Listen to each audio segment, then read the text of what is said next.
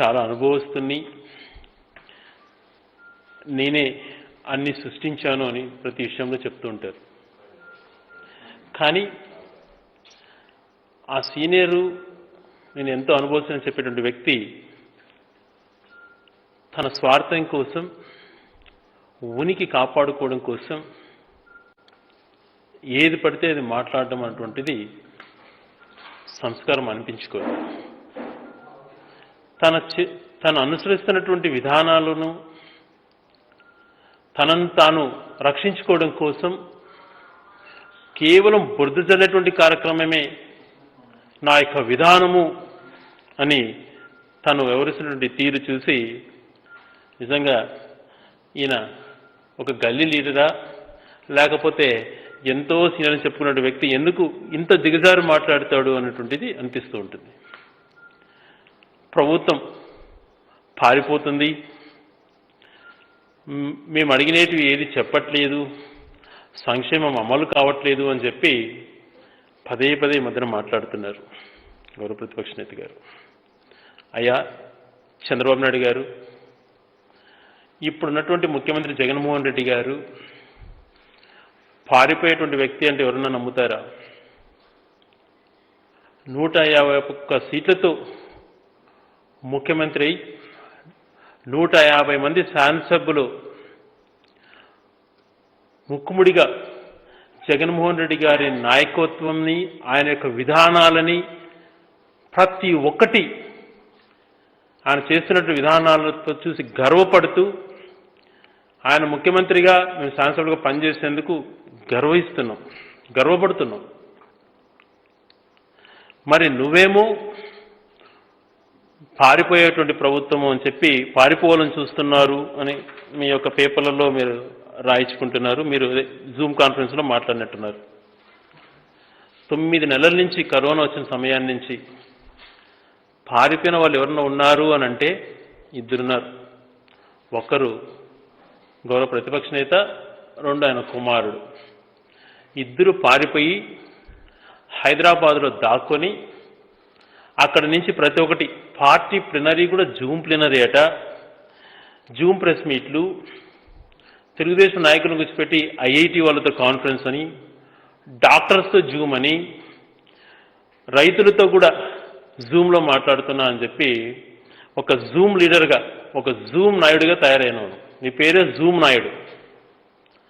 ఆ జూములలోనే చూసుకుంటూ ఇక్కడికి రావడానికి భయపడి 9 నెలల్లో ఒకేసారి వచ్చావు. ఆ వచ్చిన ఒక్కసారి కూడా అంతరిక్షంకి వెళ్ళటానికి వేసుకునేటువంటి డ్రెస్ టైప్ వేసుకొని ప్రజల్ని ఎవరిని కూడా కలవకుండా దూరంగా ఉండి భయపడతా వచ్చి 1 గంట ఫోటో తీసుకొని మళ్ళీ హైదరాబాద్ పారిపోయావు. నువ్వా ప్రభుత్వాన్ని విమర్శించేది?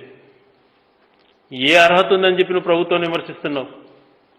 కరోనా కాలంలో ఆర్థికంగా చితికిపోయినా కూడా ఎప్పుడు కూడా ఈ ప్రభుత్వం ఇబ్బందుల్లో ఉంది అన్నటువంటి మాట మాట్లాడకుండా ప్రజలు ఇబ్బందుల్లో ఉన్నారు, వాళ్ళని చూసేదే నా బాధ్యత అని చెప్పి, ప్రజలు కష్టాల్లో ఉన్నప్పుడే నేను వాళ్ళకి సాయం చేయాలని చెప్పి దాదాపుగా 70,000 కోట్లు డైరెక్ట్ ట్రాన్స్ఫర్ చేసినటువంటి నాయకుడు ఈ దేశంలో ఎవరైనా ఉన్నారంటే అది కేవలం జగన్మోహన్ రెడ్డి గారు.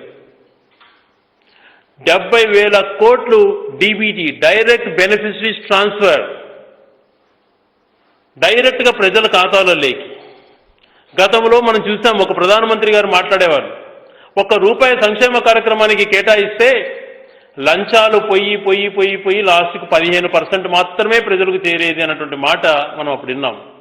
ఇప్పుడు ₹1 పెడితే రూపాయి డైరెక్ట్ ప్రజల ఖాతాలో లేకపోయేటువంటి చరిత్ర తీసుకొచ్చిన నాయకుడు జగన్మోహన్ రెడ్డి గారు. ఎప్పుడు కూడా ఆయన ఇలాగా ప్రజల కష్టాల్లో ఉన్నా కూడా ప్రభుత్వం కష్టంలో ఉందని చెప్పి నువ్వు మాట్లాడేటువంటి వాడివి, నిజంగా ప్రభుత్వం కష్టాల్లో ఉన్నా కూడా ప్రజలు కష్టాల్లో ఉన్నారు అని చెప్పి సాయం చేయడానికి ముందుకు వచ్చినటువంటి నాయకుడు జగన్మోహన్ రెడ్డి గారు. ఎంత తేడా గమనించారా? మీరెప్పుడు కూడా ప్రజలకు సాయం చేయాలన్నటువంటి మాట మాట్లాడకుండా ప్రజలకు ఏం సాయం చేస్తాంలే, ప్రభుత్వం కష్టాలలో ఉందని చెప్పి మాట్లాడే వ్యక్తి నువ్వు. నిజంగా ప్రభుత్వం కష్టాల్లో ఉన్నా కూడా ఏ రోజు ప్రభుత్వం కష్టాల్లో ఉంది, ఆర్థికంగా చిక్కుకుంది అన్నటువంటి మాట మాట్లాడకుండా ప్రజలు కష్టాల్లో ఉన్నారు, ప్రజలు కష్టాల్లో ఉన్న వాళ్ళని మాత్రం ఆదుకోవాలి అని చెప్పి దృఢంగా నిర్ణయించుకొని ప్రజలకు సాయం చేస్తున్నటువంటి వ్యక్తి జగన్మోహన్ రెడ్డి గారు. నీకు ఆయనకు అది తేడా. నువ్వు జూమ్లలో కూర్చొని మమ్మల్ని పారిపోయినటువంటి మాటలు మాట్లాడుతున్నావు. నిజంగా ఈ ప్రభుత్వం చిత్తశుద్ధితో ఉంది. నువ్వు 9 నెలల్లో ఎన్నిసార్లు అమరావతికి వచ్చావు? పోయినసారి జరిగినటువంటి అసెంబ్లీ సమావేశాలలో ఎంతసేపు కూర్చున్నావో ఒకసారి నువ్వు ఆత్మపరిశీలన చేసుకో. ప్రభుత్వం 5 రోజులు అని నువ్వు అంటున్నావు కదా, 5 రోజులు సమావేశంగా బీఎస్సీలో నిర్ణయించలేదు ఎన్ని రోజులు అని చెప్పి బీఎస్సీలో మాట్లాడదాం. 5 రోజులు అని నువ్వు అంటున్నావు కదా, 5 రోజులలో నువ్వు ఎంతసేపు కూర్చుంటావు? కూర్చో. నువ్వు 5 రోజులు కానీ కంటిన్యూస్గా కూర్చొని ప్రభుత్వం ప్రవేశపెట్టేటువంటి బిల్లులు కానీ, ప్రభుత్వం చర్చకు తీసుకున్న అంశాలు కానీ, మీరు లేవనెత్తిన అంశాలు కానీ ప్రభుత్వం సిద్ధంగా ఉంటుంది చర్చ జరపడానికి. నువ్వు కూర్చో. నువ్వు 5 రోజులు కంటిన్యూస్గా ఉన్నావు అని అంటే నీకేదన్నా ఇంకా కూడా నువ్వు సాటిస్ఫై కాలేదు, నాకు ఇంకా ఈ అంశాలపైన కావాలని నువ్వు అడుగు, ఖచ్చితంగా ఈ ప్రభుత్వం సిద్ధంగా ఉంటుంది. నీలాగా పరిపాలనలో కానీ సమస్యలు చూసి పారిపోయేటువంటి ప్రభుత్వం కాదు. పారిపోయేటువంటి మనుషులు ఎవరైనా ఉన్నారు అని అంటే తండ్రి కొడుకులు మీరే. నోటుకు ఓటు కోసలో దొరికిపోయి పరిగెత్తుకుంటా ఆ రోజు కరకట్టకు చేరావు.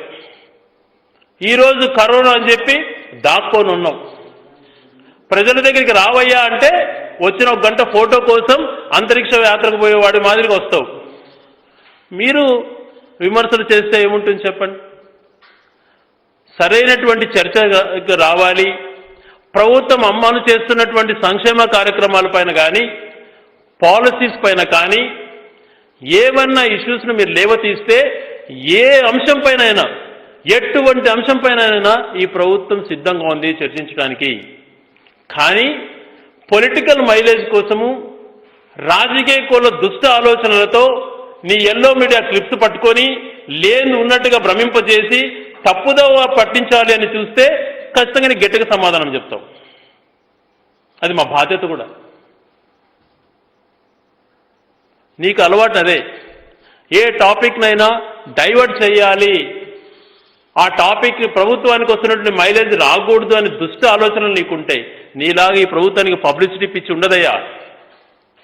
మాట్లాడుతున్నారేనా? ఈయన తుఫాన్ అంచనా వేస్తాడంట, ఆ తుఫాన్ని చేత్తో జరుపుతానని చెప్పి ఇట్లాంటి మాటలన్నీ విని విని విని ప్రజలు నేను చూసి నవ్వుకున్నారు.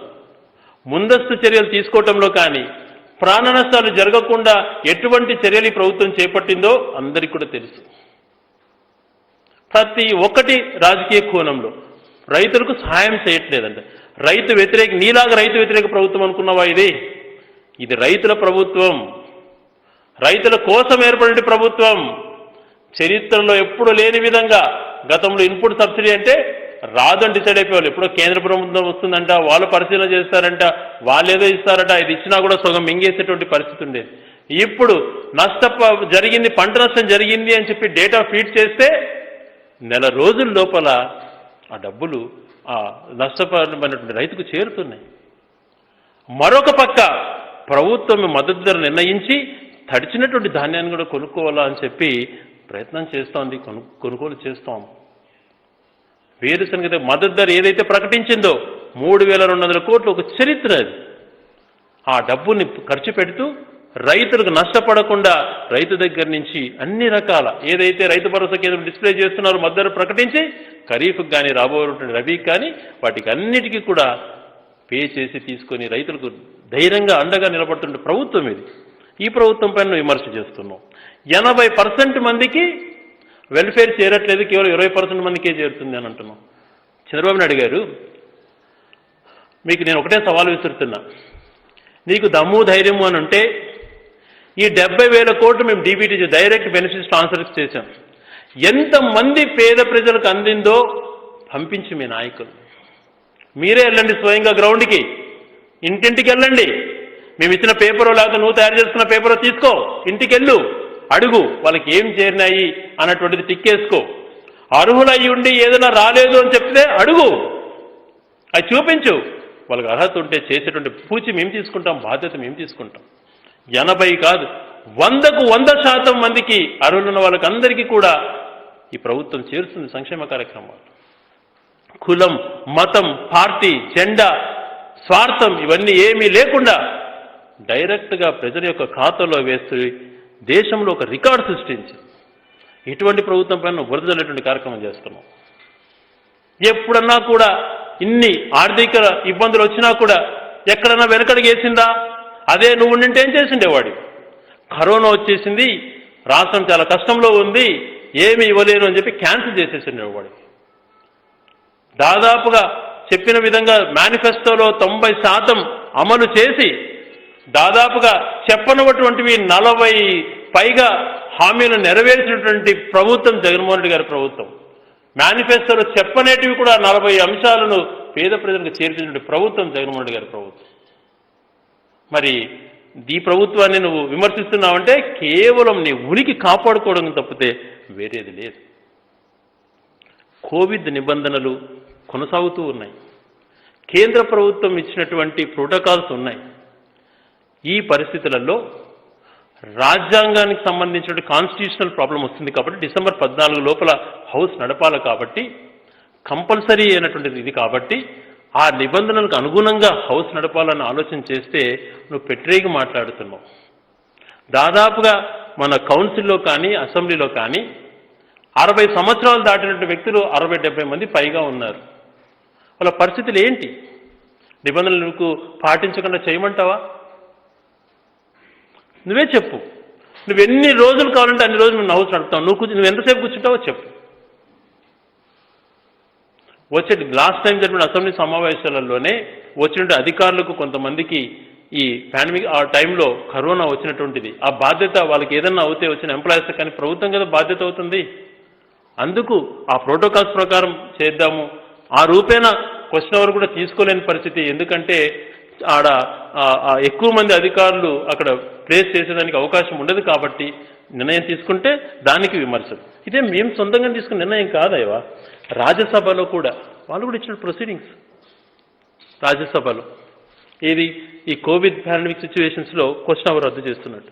మొన్న జరిగినటువంటి తెలంగాణ అసెంబ్లీలో కానీ కౌన్సిల్లో కానీ అక్కడ కూడా they clearly mention has dispense with question hour. ఆ క్వశ్చన్ అవర్ డిస్పెన్స్ చేసినటువంటిది ప్రొసీడింగ్స్ కూడా ఉన్నాయి. కానీ నువ్వు రాజకీయం కోసం మాట్లాడాలి. ఎందుకని పారిపోతుందా ఈ ప్రభుత్వము? 16 నెలల్లో 70,000 కోట్లు ప్రజలకు డైరెక్ట్గా ట్రాన్స్ఫర్ చేసేందుకు భయపడుతుందా?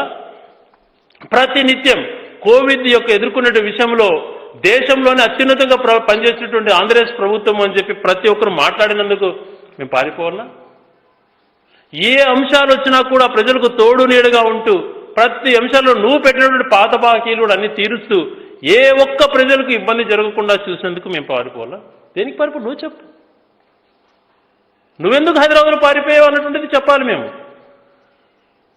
ఇక్కడ ఏ సమస్యలు లేవు కాబట్టి నువ్వు క్రియేట్ చేయాలి. ఆర్టిఫిషియల్గా సమస్యలన్నింటినీ క్రియేట్ చేసి ప్రభుత్వం పైన బురదలేటువంటి కార్యక్రమం ఎల్లో మీడియా ద్వారా చేసేటువంటి ప్రక్రియ ఒకటే నువ్వు చేస్తున్నావు. నీకు చిత్తశుద్ధి ఉంటే ఏ టాపిక్ పైన ఈ 16 నెలల్లో ఈ ప్రభుత్వ విధానాలపైన దేనిపైన రా, ఇంక్లూడింగ్ పోలవరం కానీ ఎనీథింగ్. పోలవరం 70% పూర్తి చేస్తానంటావా? ఎంత సత్యదూరమైన మాటలండి మీరు చేసిన. మీ యొక్క స్వార్థపూరితమైనటువంటి కుట్ర వల్ల దానికి ఎన్నో ఆటంకాలు వచ్చేటువంటి పరిస్థితి వచ్చినా కూడా ఏ మాత్రము బెదిరి చెందకుండా ఎప్పటికప్పుడు సమీక్షించుకుంటూ ఎప్పటికప్పుడు ఏం చేయాలో కేంద్ర ప్రభుత్వం ఏం మాట్లాడాలో మాట్లాడుకుంటూ ఆ పురోగతి పోలవరాన్ని ఆన్ టైంలో చేయాలని చెప్పి ప్రతి నిత్యం ప్రయత్నం చేస్తున్నటువంటి మాట నీకు తెలియదు. నీకు తెలిసి నువ్వు డ్రామా ఆడుతున్నావు. కానీ అక్కడ చూసిన ప్రజలకు అందరికీ కూడా తెలుసు. లైవ్ టెలికాస్ట్ ఇవ్వాలి మీడియా పాయింట్ని తీసేస్తున్నారు. అది అప్రజాస్వామికం. ఎందుకు తీస్తాం మీడియా పాయింట్ని? కోవిడ్ నిబంధనలకు సంబంధించి లాస్ట్ సెషన్స్లో మీరుండగానే బిఎస్ఎన్ నిర్ణయించడం జరిగింది.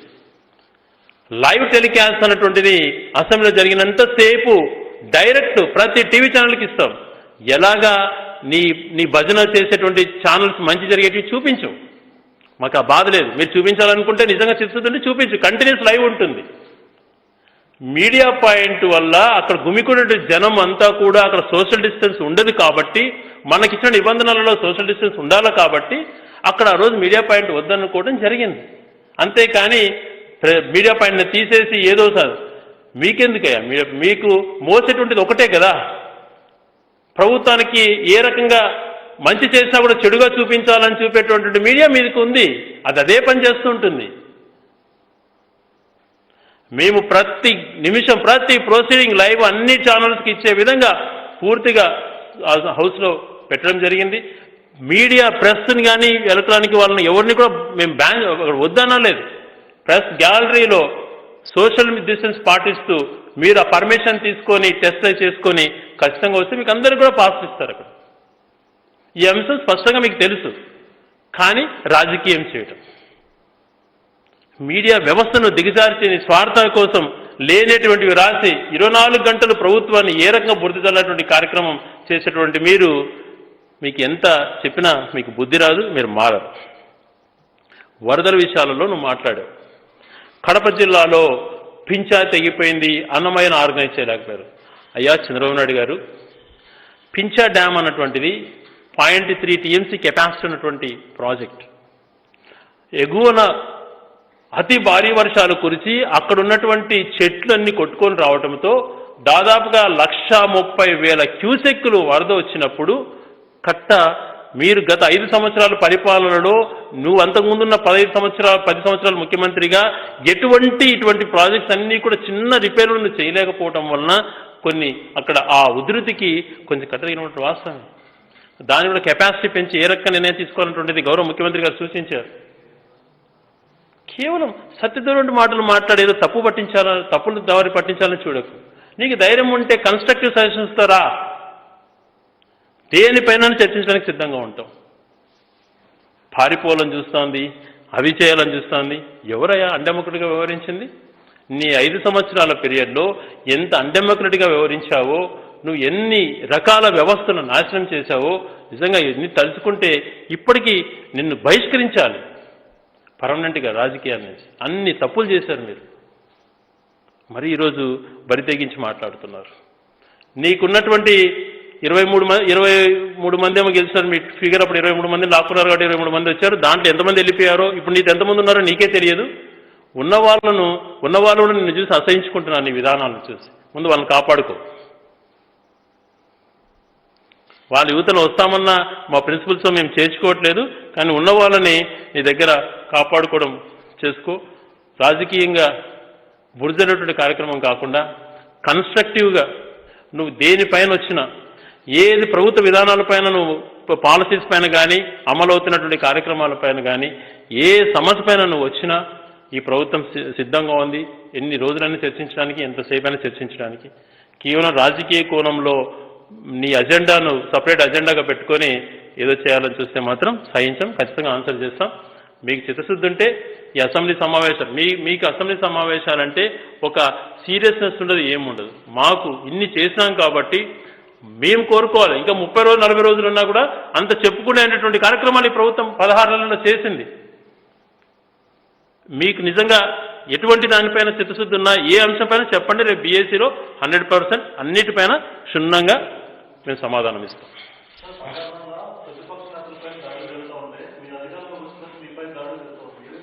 అదే కదా రౌడీ ప్రభుత్వం, రౌడీ యొక్క వ్యవహారం. అంతకుముందు వాళ్ళు పరిపాలన చేసినప్పుడు అంతా కూడా రౌడీజం చేశారు. ప్రతిపక్షంలో ఉన్నా కూడా ఇప్పుడు రౌడీజం చేస్తున్నారు. అది వాళ్ళ విధానం. గౌరవ మంత్రి గారు పేర్ని నాని గారి పైన తెలుగుదేశం కార్యకర్త డైరెక్ట్గా కత్తితో పడటానికి, అతను తెలుగుదేశం కార్యకర్తను పూర్తిగా నిర్ధారణ అయింది. కత్తితో పొడిచేటువంటి ప్రయత్నం చేసి చంపాలనే ప్రయత్నం చేసినట్టుగా ప్రాథమిక సమాచారం వచ్చింది. ఎవరు ఇట్లాంటి తాపితో పడటానికి. రెండోది, మన గౌరవ SC పార్లమెంట్ సభ్యులైనటువంటి నందిగామ సురేష్ గారి పైన ఎవరు దాడి చేస్తారు? ఇవన్నీ చూసినప్పుడు ఏం ఆలోచన చేయాలి? కానీ ఈ ప్రభుత్వం ఓపికతో ఉంటుంది. మీ యొక్క దౌర్జన్యాలన్నీ కూడా ప్రజలు గమనిస్తున్నారు, మీ అరాచకాలంతా కూడా. ఎందుకంటే అప్పుడు పరిపాలన చేసినట్టు 5 సంవత్సరాలలో కర్నూలుకు సంబంధించిన నారాయణ రెడ్డి గారిని కానీ, అనంతపురంలో MRO ఆఫీస్లో కానీ ఇటువంటి సంఘటనలు ఎంతోమందిని నరికి చంపారు. అందుకే దివంగత ముఖ్యమంత్రి రాజశేఖర రెడ్డి గారు మనకు ఫ్యాక్షన్ అటువంటిది రూపుమాపాలి, మన ఫ్యాషన్ వైపు మళ్లించాలనే ఉద్దేశం ఆ రోజు చేసి, పరిటాల రవి గారు హత్యకు గురైనప్పుడు ఎన్ని ఆరోపణలు చేసినా CBIకి కేసు ఇచ్చి, మేము ఒక అడుగు వేస్తున్నాం, ఫ్యాక్షన్కి సంబంధం లేని వ్యక్తిని రంగంలోకి దింపుతాం, మీరు రండి అని ముందుకంటే ఆ రోజు రాలేదు వాళ్ళు. ఎటువంటి ఆలోచనలు రాజశేఖర్ గారికి ఉన్నాయి. అదే వ్యక్తి కొడుకు కుమారుడు జగన్మోహన్ రెడ్డి గారు ముఖ్యమంత్రి అయిన వెంటనే కలెక్టర్ల కాన్ఫరెన్స్లో తప్పు ఎవరు చేసినా మా పార్టీయా ఏ పార్టీ అని చూడకండి, తగినటువంటి తప్పు చేసిన వాడికి ఎవరైనా శిక్షించారని చెప్పి ఈయన ఆదేశాలు ఇచ్చారు. అదే ఆయన గౌరవ మాజీ ముఖ్యమంత్రి గారు ఆయన ముఖ్యమంత్రిగా ఉన్నటువంటి సమయంలో మా వాళ్ళు ఏం చేసినా చూస్తున్నట్టు వివరించండి అని చెప్పాడు. తేడా గమనించండి. దౌర్జన్యాలకు చేసి ఏదో భయభ్రాంతులకు గురించి అన్నటువంటి ప్రయత్నాలు వాళ్ళు చేస్తున్నారు. ఎందుకంటే వాళ్ళ పిన్నెల్లి ఎమ్మెల్యే గారి పైన దాడి చేశారు, రోజా గారి పైన దాడి చేశారు, నందిగామ సురేష్ గారి పైన దాడి చేశారు, నాని పైన పేరుని నాని గారి పైన దాడి చేశారు. ఎక్కడ చూసినా దౌర్జన్యాలు చేస్తున్నారు, ఎక్కడ చూసినా ఏదో భయాందోళనకు గురి చేయాలంటే ప్రయత్నాలు చేస్తున్నారు. కానీ మేము సహనంతో ఉంటాము. మేము చట్టం ఎవరు తప్పు చేసినా వాళ్ళని శిక్షించాలన్నటువంటి మాట పైనే ఉంటాం. అదే పోలీసులను కోరుతాం. మీ దౌర్జన్యాలు ఇలాగా పెట్టరేగిపోవాలా, ఎందుకంటే మీకు పూర్తిగా ఫ్రస్ట్రేషన్కి వచ్చేసారు. పార్టీ ఉనికి కాపాడుకోవడం కోసం ఈ దౌర్జన్యాలకు మీరు అలవాటు పడ్డారు. మేము సహనం కోల్పోం, మిమ్మల్ని వేడుకుంటున్నాం. మీకు నిజంగా ఆ పగ అట్లాంటివి ఉన్నాయి అనేటువంటిది మాకు తెలుసు. ఎంతకాలం మీరు ఇలా చేస్తారు, ఇట్లాంటి ప్రోత్సహిస్తారు అటువంటిది ఇక మీ విజ్ఞతకు వదిలేదు. ఎందుకంటే చిత్తూరులో మనం చూసినప్పుడు పరిపాలనలో ఒక మేయర్ దంపతుల్ని ఎంత కిరాతకంగా చంపినారు. ఈ ప్రభుత్వం వచ్చాక ఎవడు అటువంటి సంఘటనలకు పాల్పడ్డా వాళ్ళని ఎవడైనా సరే వాళ్ళపైన కఠిన శిక్షలు అవలంబించండి అన్నటువంటి ఆదేశాలు ఉన్నాయి కాబట్టి భయపడుతున్నారు. కానీ మీ వాళ్ళు తప్పులు మీరు చేస్తూ దాడి మళ్ళీ పోలీసులపైన ప్రభుత్వం పైన చేసేటువంటి తీరు చాలా దారుణంగా ఉంది. నాని గారి పైన దాడి చేసినటువంటి వ్యక్తి అది దాడిని తీవ్రంగా ఖండిస్తున్నాం. చాలా తప్పు మీద ప్రజాస్వామ్యబద్ధంగా పోండి. మీరు ఎంతసేపు మీ ఉనికి కాపాడుకోవడం కోసం ఇటువంటి దౌర్జన్యాలు చేయకండి అని చెప్పి కోరుతున్నాం. ఏమా అంటే దాదాపుగా ప్రభుత్వానికి సంబంధించి ఒక 20 బిల్లుల వరకు ఉన్నాయండి. ఇవన్నీ కూడా బిల్లులు ఏమొస్తాయన్నటువంటిది ఈరోజు అన్ని క్లారిటీగా తెలుస్తుంది. అదే రకంగా సమావేశాలు నిర్వహించడానికి నేను ఇంతకుముందే చెప్పాను. నిబంధనలు పరిస్థితులు ఈ రకంగా ఉన్నాయి. కోవిడ్ నిబంధనలు వచ్చేటువంటి వాళ్ళకు దాదాపుగా 70 సంవత్సరాలు ఇంక్లూడింగ్ చంద్రబాబు నాయుడు గారు కూడా 70 దాటినాయి అనుకుంటా. మామూలుగా 60 దాటిన వాళ్ళకు కోవిడ్ నిబంధనలు ఇంకా కొంచెం ఎక్కువగా పాటించాల్సి. ఆ 60 దాటిన వాళ్ళని చూసుకుంటే 70-80 మంది పైగా ఉన్నారు 2 హౌసెస్లో. ఇవన్నీ చూసుకొని ఆరోగ్య పరిస్థితులు, భద్రత, సరైనటువంటి జాగ్రత్తలన్నీ చూసి పరిస్థితులకు అనుగుణంగా రేపు బీఏసీ నిర్ణయం తీసుకుంటాం.